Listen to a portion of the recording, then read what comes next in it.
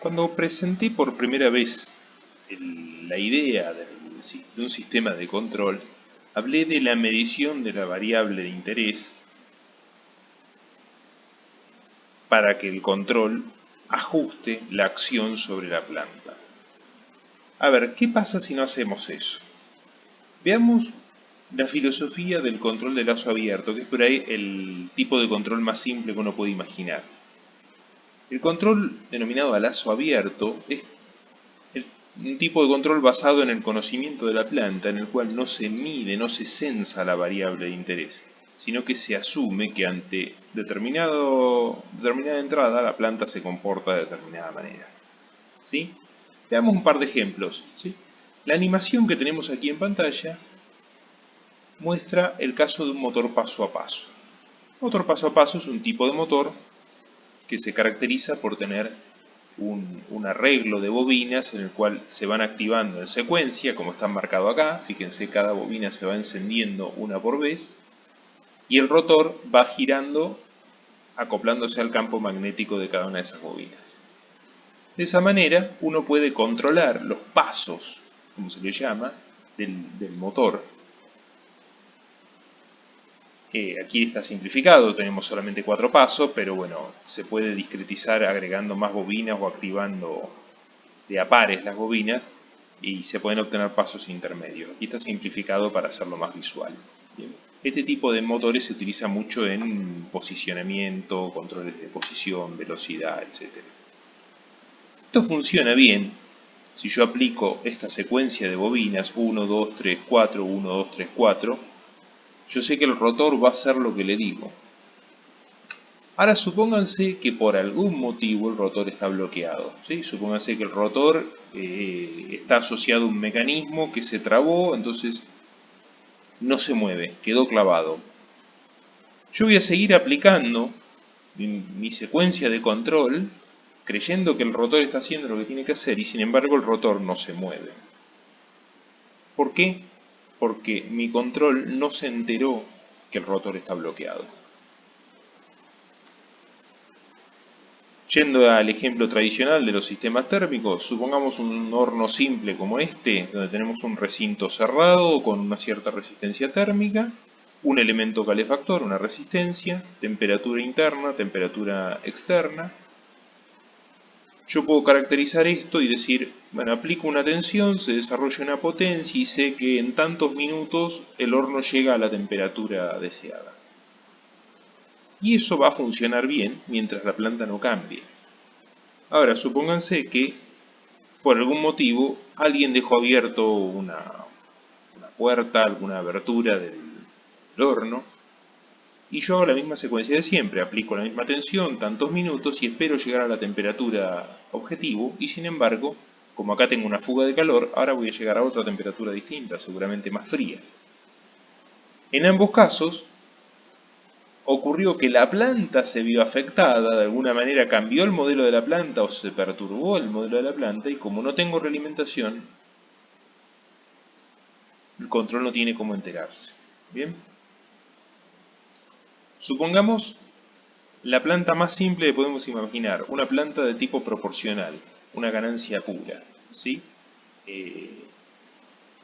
Una planta en la cual, por ejemplo, aplico una referencia de tensión y esto, por ejemplo, es una velocidad de giro de un motor, ¿sí? Entonces yo sé que aplico una referencia y acá tengo una velocidad de giro, y si aplico el doble tengo el doble de velocidad, o si aplico un cuarto tengo un cuarto de la velocidad. Tengo una proporcionalidad dada por una constante K, que está modelada de origen. Yo ensayo el motor, levanto varios puntos, relevo varios puntos y determino esa constante. Por lo tanto, basándome en ese modelo de un ensayo, yo puedo decir, bueno, si aplico un escalón de tensión a la entrada, por poner el ejemplo este del motor, a la salida tendré que tener un escalón de velocidad. ¿Sí? Si el motor funcionaba a cierta velocidad y ahora lo que hago, supónganse, es duplicar la referencia, tendría que duplicar la velocidad. Esto va a ser cierto siempre y cuando el modelo de la planta no varíe. Supónganse que ahora ese motor tiene acoplada alguna carga o o tiene un desgaste natural por envejecimiento o alguna falla, y su ganancia cambia.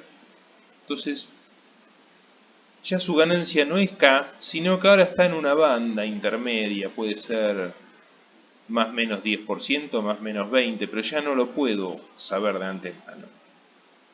Entonces, cuando ahora aplico la misma regla, I igual a R por K, ¿sí? Recuerden que la relación en los bloques es multiplicativa.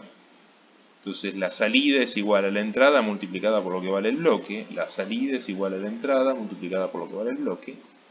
Tengo una incerteza ahora. Yo pasé de un valor fijo a otro en la referencia, pero la salida no sé cuánto va a valer, porque va a depender de en qué punto dentro de este rango está ubicada la ganancia. Lo mismo puede ocurrir si hay una perturbación externa, ¿sí? Supónganse que ese motor está acoplado a una carga que tiene variaciones de inercia o de rozamiento o lo que fuera. Por ejemplo, un motor que está arrastrando una cinta transportadora y la cinta transportadora, bueno, recibe carga o se descarga, entonces se acelera, se frena, y acá tengo una perturbación en la velocidad. Entonces ahora mi modelo se ve perturbado por una señal externa que no controlo, que está fuera de control, y lo que obtengo a la salida es la combinación lineal de mi referencia multiplicada por el modelo de la planta más la perturbación. Entonces ahora yo espero tener un perfil de este tipo y lo que obtengo netamente a la salida del control es esto otro, una perturbación montada en torno al valor esperado. Esto ocurre básicamente porque en ningún momento el control tuvo información de qué es lo que estaba pasando con la variable de salida. Por esa razón, se incorpora, justamente para compensar todos esos problemas, se incorpora el concepto de realimentación. O sea, la medición de la variable de interés y su correspondiente inyección en el control para que el control pueda recalcular la acción de control, justamente. De aquí surge el esquema básico de un sistema de control realimentado, con el que vamos a trabajar durante varias clases, que es este que se ve en pantalla. Ahora nuestra planta, que puede tener un modelo variable, que puede tener incluso una perturbación, le agregamos un sistema de medición denotado por H, ¿sí? En el cual mide la variable de interés I, que sería una temperatura, una velocidad, una presión. Luego de convertir, de medir y convertir en una señal de tipo eléctrica F, se compara contra una referencia y se calcula el error. La señal de error es quizás la señal más importante dentro de un sistema de control, porque es la que nos dice cuán cerca o lejos estamos de nuestro objetivo, ¿sí? Si nuestro objetivo era llegar a una temperatura, 500 grados, la señal de error calculada con la medición nos dice si es que estamos cerca, lejos, nos pasamos, estamos por debajo, y en función de ese error, el control, denotado acá como GC,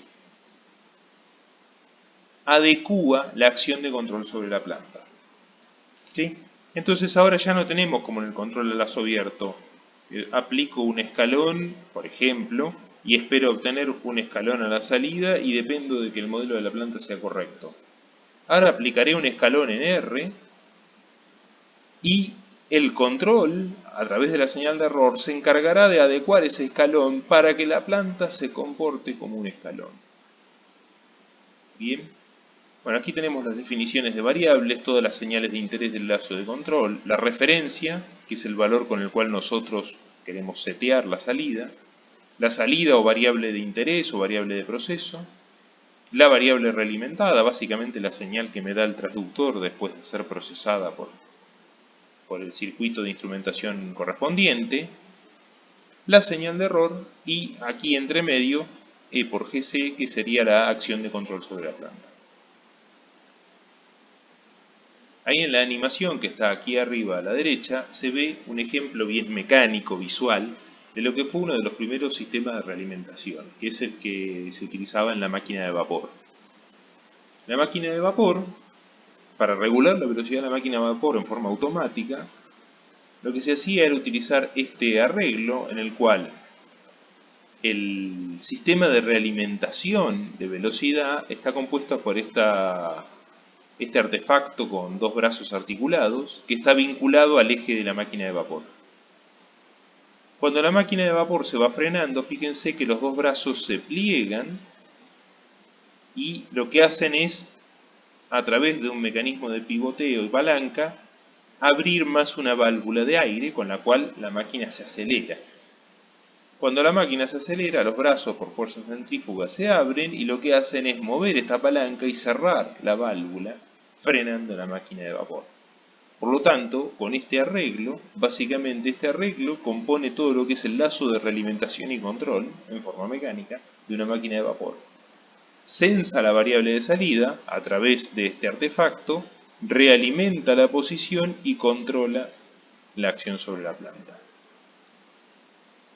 Otro ejemplo bien visual y por ahí más común, más accesible, es un control de nivel de un tanque a través de un flotante. Fíjense, acá tenemos un flotante con un sistema de palanca y un control de una válvula que abre y cierra una válvula.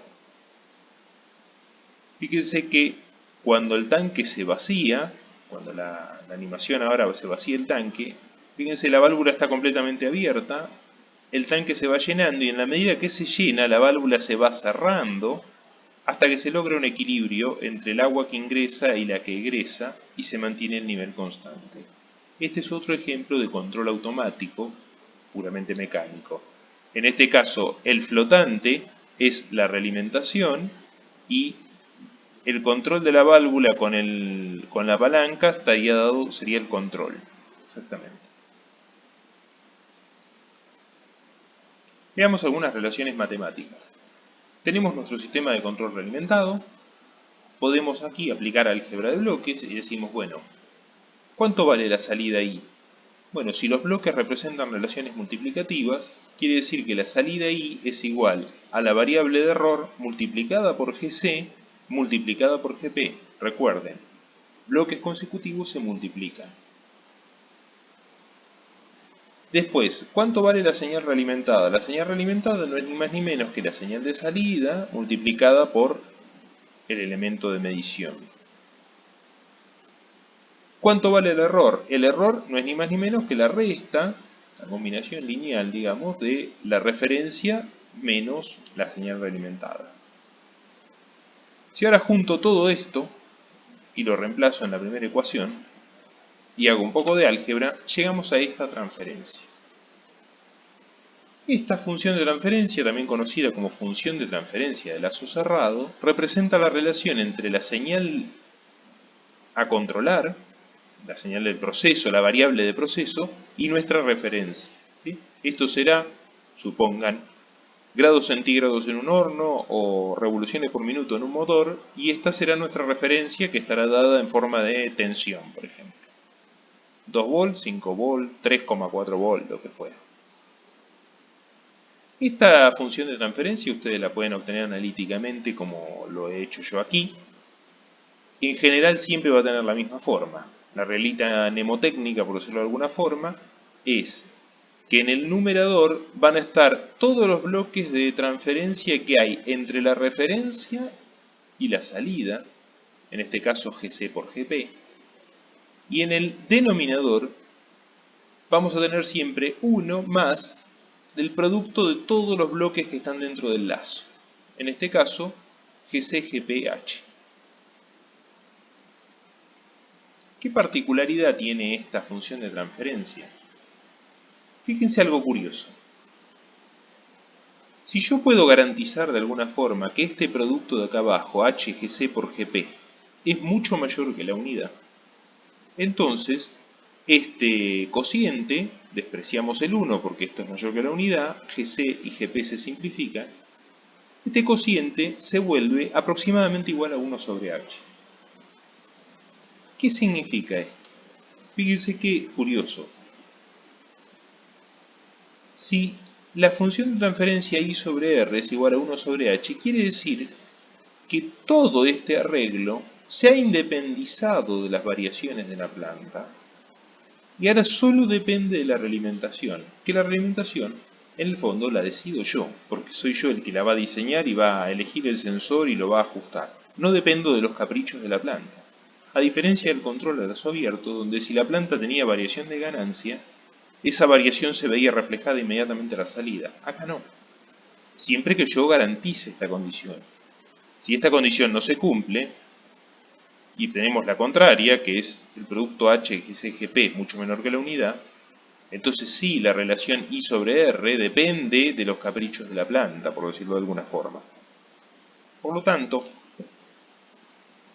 si tomamos como regla que tenemos que garantizar que este producto sea lo más grande que pueda dentro de lo razonable, yo puedo asumir, sin cometer mucho error, que la relación entrada-salida de este control es constante y depende solo de la realimentación. Por lo tanto, si ahora tenemos una planta variable, supongamos, este primer caso muy simple, supongamos que GC vale 1 y que H por GP es mucho mayor que la unidad. Como dijimos recién, la relación salida-entrada es 1 sobre H. Por lo tanto, a diferencia del lazo abierto, donde la salida dependía de la planta y por lo tanto si la planta tenía ganancia variable, la salida se veía afectada, ahora la salida es insensible a los cambios de ganancia de la planta y depende directamente de la referencia R y de la realimentación H. A diferencia del lazo abierto, donde dependía de R, pero dependía de GP, y GP justamente era variable. ¿Qué pasa si esta condición H por GP no se cumple? Porque puede ser que no se cumpla. Bueno, justamente ahí es donde la tarea, digamos, ingenieril es agregar el compensador o controlador GC y garantizar que esa ganancia sea mucho mayor que la unidad.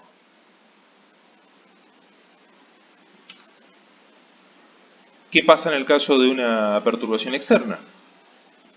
En el lazo abierto habíamos visto que las perturbaciones en la salida se veían directamente reflejadas en la variable de proceso.